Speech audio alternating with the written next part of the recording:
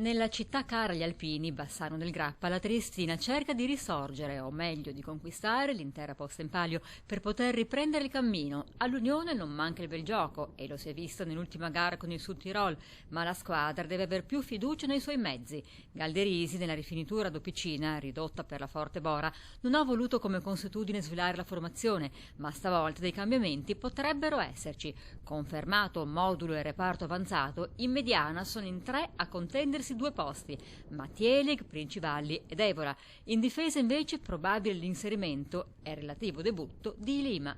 Sono pronto dopo questi 15 giorni che sono stato a aspettare il transfer, sono tanto voglioso, no? Ho voglia di indossare di nuovo la maglia dell'Unione e speriamo che possa essere domani. Giocate contro l'ultima in classifica, che partita ti aspetti? Ma sicuramente sarà una partita molto tosta, no? La gente si pensa che per essere l'ultima in classifica è una squadra di livello inferiore, ma giocano in casa, loro sicuramente vorranno dare il massimo e sarà una partita molto difficile, ma che dobbiamo assolutamente cercare di vincere in tutti i modi.